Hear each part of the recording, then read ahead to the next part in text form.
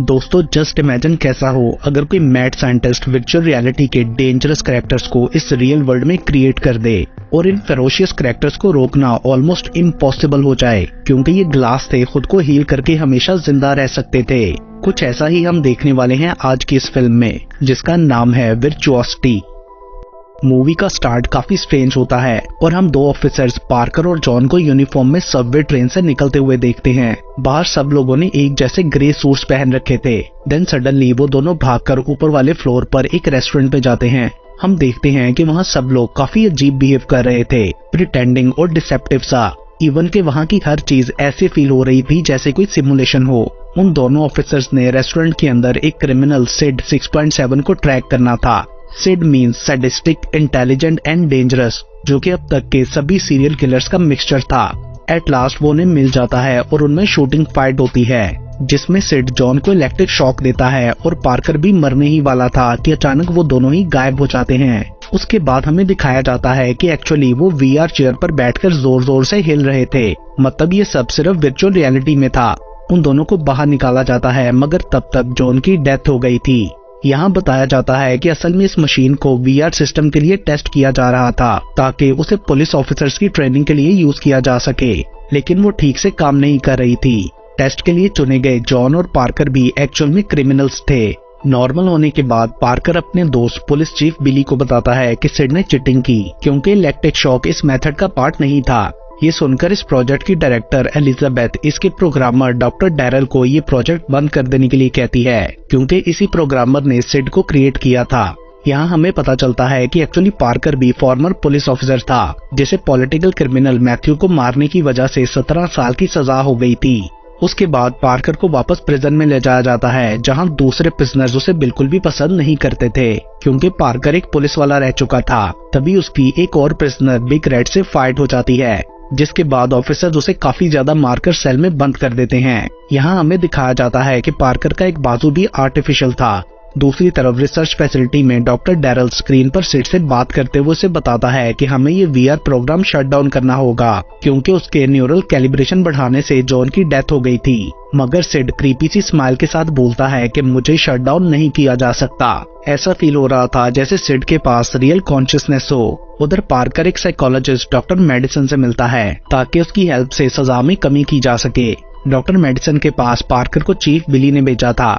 उधर फैसिलिटी में doctor Daryl Sid के साथ मिलकर एक सीक्रेट प्लान बनाता है, जिसके लिए वो एक और फेलो वर्कर क्लाइड से बात करने जाता है, जो कि नैनोबोट टेक्नोलॉजी पर काम कर रहा था। इस टेक्नोलॉजी के थ्रू वो डिजिटल वर्ल्ड में से किसी भी चीज को उनके मॉड्यूल्स की बेस पर जनरेट कर सकते थे, और जब तक वो मॉड्यूल उनके अंदर रहेगा, ये क्रिएटेड क्रिएचर्स खुद को ग्लास की हेल्प से फर्दर रीजनरेट करके जिंदा रह सकेंगे। क्लाइड इसी तरह की एक और क्रिएटेड फैंटेसी शीला 3.2 को स्क्रीन पर देख रहा होता है कि तभी डॉक्टर डैरल उससे कहता है कि अपने प्लेयर के लिए तुम शीला को असल दुनिया में ले आओ, वरना VR प्रोग्राम बंद होते ही वो भी खत्म हो जाएगी। उसकी ये बात क्लाइड को काफी अच्छी लगी थी। वो उसे शीला का करैक्टर मॉड्यूल लेकर अपनी लैब में आने को कहता है, मगर डॉक्टर डैरल शीला के मॉड्यूल को सिड के मॉड्यूल से बदल कर ले जाता है, जहां क्लाइड उसे अपना बनाया हुआ एक AI स्नेक दिखाता है, जिसे उसने जिंदा कर दिया था। क्लाइड उस स्नेक को काट भी देता है, मगर ग्लास के करीब जाते ही स्नेक सिलिकॉन मॉलिक्यूल्स को यूज करने पर तुरंत ही खुद को हील कर लेता है। डॉक्टर डैरल ये देखकर हैरान रह गया था। क्लाइड उसे बताता है कि जब तक कि ग्लास के पास रहेगा, तब तक ये खुद को हील करते हुए इमॉर्टल रहेगा, और इसे खत्म करने के लिए इसके सर में से मॉड्यूल निकालना होगा, और वो ऐसा करके भी दिखाता है। जिसके बाद वो शीला का मॉड्यूल समझकर सिड का मॉड्यूल अपनी मशीन में लगा देता है, और कुछ ही देर में सिड नैनोटेक के एग में से हैच होकर रियलिटी में आ गया था, और वो तुरंत ही क्लाइड को मार डालता है। अपनी क्रिएशन का पागलपन देखकर डॉक्टर डैरल वहाँ से भाग जाता है। अब सिड चेक करने के लिए अपनी एक उंगली काट कर उसे ग्लास की मदद से वापस रीजनरेट कर लेता है, एंड देन वो फैसिलिटी से भागकर शहर की तरफ चला जाता है। मीनवाइल एलिजाबेथ उसे पकड़कर खत्म करने का टास्क पार्कर को देती है, क्योंकि वो एक अच्छा ऑफिसर रहा था और टेस्ट की वजह से सिड को जानता भी था। पार्कर से डील की जाती है कि ये टास्क कंप्लीट करने पर उसे प्रिजन से फ्री कर दिया जाएगा। साथ ही उसकी बॉडी में ट्रैकर भी डाला जाता है, ताकि वो भाग ना सके। मेडिसन पुलिस को ब्लैकमेल करती है कि उसे भी इस मिशन पर पार्कर के साथ जाने दिया जाए, वरना वो पब्लिक को इस इंसिडेंट के बारे में बता देगी। जिसके बाद उसे भी साथ भेजा जाता है, जो कि पार्कर को अच्छा नहीं लगा था। एंड देन वो दोनों ही उसे पकड़ने के लिए वहाँ से बाहर आ जाते हैं। दूसरी तरफ सिड ने कपल को मारकर अपने मर्डर्स की शुरुआत कर दी थी। उसने हिस्ट्री के फेमस क्रिमिनल चार्ल्स की तरह दीवार पर ब्लड से डेथ टू द पिग्स भी लिखा था। पार्कर और डॉक्टर कार्टर क्राइम सीन पर जाते हैं ताकि कोई एविडेंस मिल सके। दूसरी तरफ डॉक्टर डैरल बहुत बुरी तरह डरकर एक मोटल रूम में छुपा हुआ था। क्राइम सीन पर उन दोनों को कोई एविडेंस नहीं मिलता तो वो डॉक्टर डैरल के ऑफिस में जाते हैं ताकि कोई क्लू ढूंढ सके। वहाँ उन्हें उसके लैपटॉप पर सर्च करने से पता चलता है कि सिड को 200 से ज्यादा पर्सनैलिटीज को मिलाकर बनाया गया है, इसलिए सभी क्रिमिनल्स की प्रॉपर्टीज उसमें आ गई हैं और मैथ्यू ग्रिम्स भी उन क्रिमिनल्स में से एक था जिसने पार्कर की फैमिली को मारा था। ये जानकर पार्कर सिड को मारने के लिए और भी ज्यादा मोटिवेट हो चुका था। अगले सीन में मेडिसन घर पर अपनी बेटी करीन से मिलने जाती है और पार्कर गाड़ी में रहकर रेडियो से इन्फॉर्मेशन लेने की कोशिश करता है कि शहर में कहीं और अटैक तो नहीं हुआ। मीनवाइल सिड नाइट क्लब में लोगों को तंग कर रहा था। वो उन्हें बुली करते हुए उनकी चीखों से ऑर्केस्ट्रा क्रिएट कर रहा था। पार्कर उसे पकड़ने के लिए मेडिसन के साथ वहां जाता है। पुलिस उससे पहले वहां पहुंच चुकी थी, बट सिड उन्हें आसानी से डील करके दोबारा हॉस्टेजेस को बुली करने लगता है। तभी पार्कर वहां पहुंचकर सिड पर अटैक करता है, मगर उसके 20 बुलेट शूट करने के बाद भी सिड पर कोई असर नहीं हुआ था।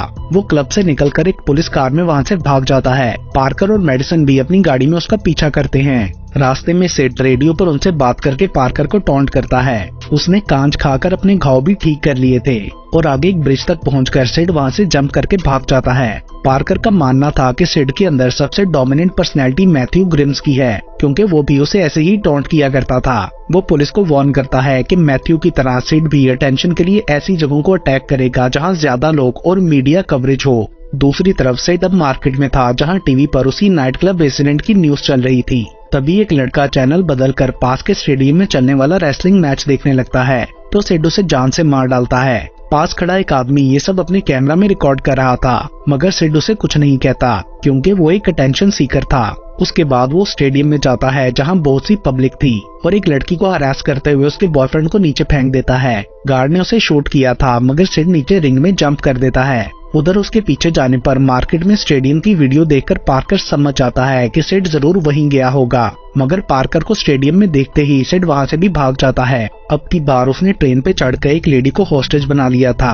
वो उस पर गन पॉइंट करके पार्कर को वार्न करता है कि उसे शूट या चेस ना करे, मगर पार्कर फिर भी शूट कर देता है, जो कि उस लेडी को लगने से उसकी डेथ हो जाती है और इस जुर्म में पार्कर को पकड़कर जेल ले जाया जाता है। जिसके बाद पार्कर को अपने पास्ट के फ्लैशबैक्स आते हैं और हमें उसकी स्टोरी बताई जाती है। मैथ्यू एक पॉलिटिकल क्रिमिनल था जिसे पकड़ने का चार्ज पार्कर को दिया गया था और वो इसके काफी क्लोज भी था, बट उसे रोकने के लिए मैथ्यू ने उसकी बीवी और बेटी को किडनैप करके रूम के दरवाजे पर टिकिंग बॉम्ब लगा दिया था। एंड जब पार्कर उन्हें ढूंढकर बचाने गया तो दरवाजा खुलते ही बॉम्ब ब्लास्ट हो गया था, क्योंकि मैथ्यू ने वहां लेजर डिटेक्शन सेंसर लगा रखा था। इस इंसिडेंट में अपनी फैमिली के साथ साथ पार्कर ने अपना एक हाथ भी खो दिया था एंड देन बदले में उसने मैथ्यू और उसके साथियों को मार डाला। इस सब में पार्कर ने गलती से 2 न्यूज रिपोर्टर्स को भी मार डाला था और इसी वजह से उसे सजा मिली थी। उसके बाद मूवी प्रेजेंट टाइम में शिफ्ट होती है जहां सिड पुलिस वालों को मारकर पार्कर के पास प्रिजन वैन में आ गया था। सिड उसे बताता है कि तुम्हारे ब्रेन में लगे ट्रैकर में एक जहर भरा है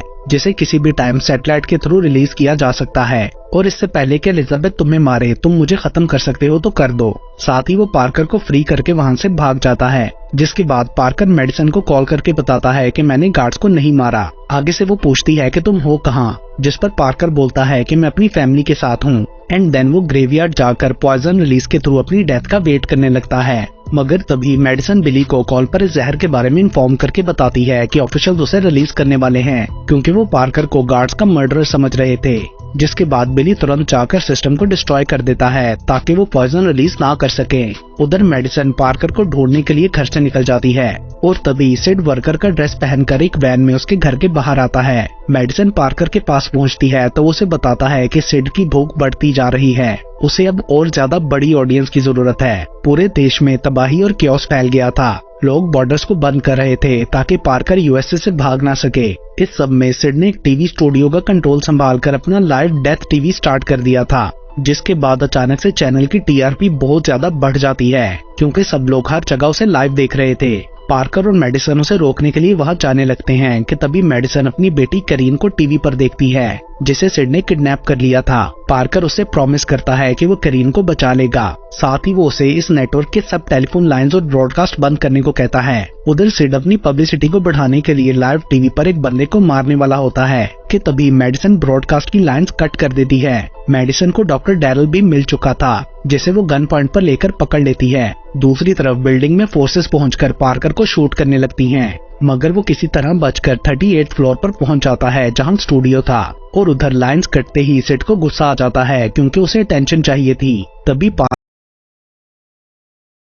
वहां पहुंचकर सिड को शूट करने लगता है। दोनों फाइट करते करते रूफ टॉप पर चले जाते हैं। सिड पर गोलियों का कोई असर नहीं हो रहा था और वो दोनों बेयर हैंडेड लड़ने लगते हैं, जिसमें सिड पार्कर को नीचे फेंकने की कोशिश करता है, मगर एक रस्सी से उलझकर दोनों ही नीचे लटककर खिड़की से टकराते हैं। पार्कर को तो कुछ नहीं होता, मगर सिड बुरी तरह घायल हो गया था। मगर जैसे ही पार्कर उसके करीब जाकर करीन का पूछता है, सिड सिलिकॉन मॉलिक्यूल्स को एब्जॉर्ब करके खुद को रीजनरेट करने लगता है क्योंकि वो कांच के ऊपर ही गिरा था। मगर पार्कर उसके सर के पीछे से मॉड्यूल निकाल लेता है, जिससे सिड खत्म हो गया था। तभी मेडिसन भी डॉक्टर डैरल को लेकर वहां पहुंच जाती है, जो कहता है कि करीन की लोकेशन सिर्फ सिड को ही पता थी। जिसके बाद मूवी में एक ह्यूज शिफ्ट आता है। हमें दोबारा रूफ टॉप पर ले जाया जाता है, जहां अब की बार एक्चुअल में सिड ने पार्कर को नीचे फेंक दिया था, मगर पार्कर मरता नहीं है। उसका निकला हुआ खून भी वापस चला जाता है। असल में सिड को मारने के बाद उसके करैक्टर मॉड्यूल को VR में ले जाया गया था और वहाँ उसके साथ पार्कर और मेडिसन भी थे, मगर इसका सिड को नहीं पता था कि वो लोग वर्चुअल रियलिटी में हैं।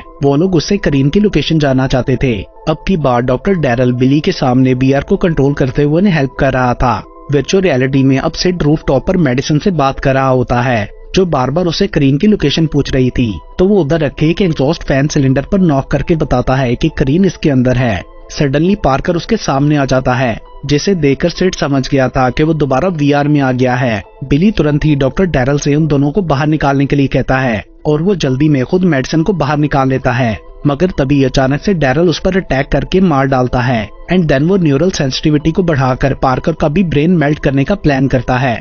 मगर तभी मेडिसन उसे शूट करके पार्कर को मशीन से डिस्कनेक्ट कर देती है और फिर वो दोनों ही करीन को रेस्क्यू करने जाते हैं। मगर जब मेडिसन सिलेंडर को खोलने लगती है तो पार्कर उसे रोक देता है क्योंकि उसे लगता है कि शायद ये कोई ट्रैप होगा। एंड देन वो अपने फेक बाजू से फैन को रोककर ऊपर से एंटर होता है। उधर सिड ने पार्कर के लिए एक वीडियो मैसेज भी डिस्प्ले किया था कि अगर कैरेन अपनी जगह से उठी तो बॉम्ब ब्लास्ट हो जाएगा, मगर पार्कर अपने फेक बाजू से वार निकालकर किसी तरह बॉम्ब को डिसफंक्शनल कर देता है एंड फाइनली उसने कैरेन को बचा लिया था। मेडिसन उससे मिलकर खुश हो जाती है। लास्ट सीन में पार्कर सिड के मॉड्यूल को नीचे फेंककर तोड़ देता है और इसके साथ ही ये मूवी यहीं पर खत्म हो जाती है।